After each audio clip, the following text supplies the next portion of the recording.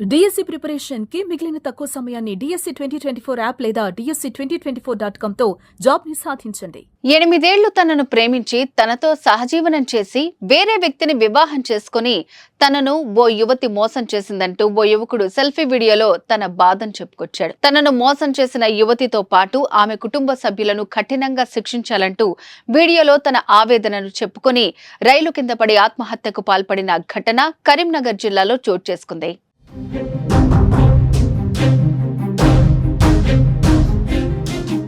కరీంనగర్ జిల్లా ఇల్లందుకుంట మండలం లక్ష్మణపల్లి గ్రామానికి చెందిన దార మొగిలి రాజేశ్వరిల కుమారుడు దార ఎల్లేష్ హైదరాబాద్ లో అప్రెంటిస్షిప్ చేస్తున్నాడు. ఈ క్రమంలో ఓ యువతిని 8 ఏళ్లుగా ప్రేమిస్తున్నాడు.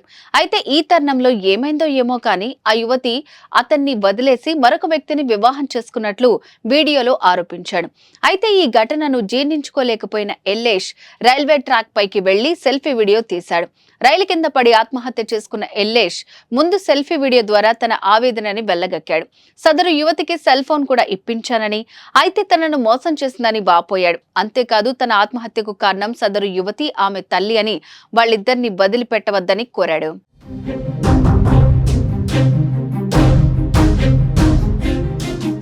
ఇక తాను ఆత్మహత్య చేసుకున్న తర్వాత తాను ప్రేమించిన యువతి తన శవం వద్దకు రావాలని ఎల్లేష్ కోరాడు.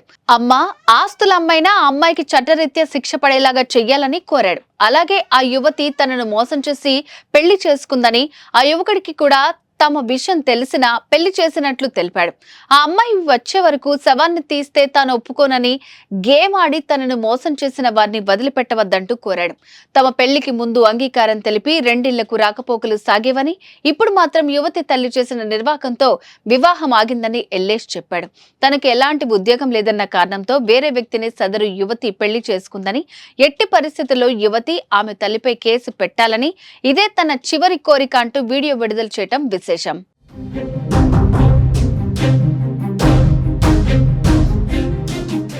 ఇక మరోపక్క రైలు కింద పడి యువకుడు ఆత్మహత్య చేసుకున్నట్లు సమాచారం అందుకున్న పోలీసులు ఘటనా స్థలానికి చేరుకుని యువకుడి వద్ద ఆధారాలు సేకరించారు. ఆ తర్వాత కుటుంబ సభ్యులకు సమాచారం అందించారు. తమ బిడ్డ వీడియో విడుదల చేసి మరీ ఆత్మహత్య చేసుకున్నట్లు తెలుసుకున్న ఆ తల్లిదండ్రులు రోధించిన తీరు అందరినీ కన్నీటి పర్యంతం చేసింది. ఇక మొత్తం మీద ఈ ఘటనపై పోలీసులు కేసు ఎలా నమోదు చేస్తారన్నది ఫిర్యాదు ఆధారంగా తెలియాల్సి ఉంది. అమ్మాయి కారణం వల్లనే, వాళ్ళ అమ్మ కారణం వల్లనే నా కొడుకు చనిపోయింది. నా కొడుకు ఏం టార్చర్ పెట్టిలో జమ్మిగుట్టకు వచ్చినాక ఉన్నట దాని పెళ్లి పాడు కానీ ఇప్పుడు వచ్చిందట అన్న అత్తనే నా కొడుకు ఇక బండికి పడ్డాడు. టార్చర్ పెట్టి నా కొడుకు నమ్మించి మా ఇంటికి వచ్చి నా కొడుకుతోటి ఉండి తిరిగి చేసి నా కొడుకు ఇక్కడ దాని బొమ్మ కూడా వేసుకున్నాడు. ఇప్పుడు 8 సంవత్సరాలకు 9 సంవత్సరాలకు ఎక్కువ అవుతుంది, షాతి మీద బొమ్మ వేసుకున్నాడు.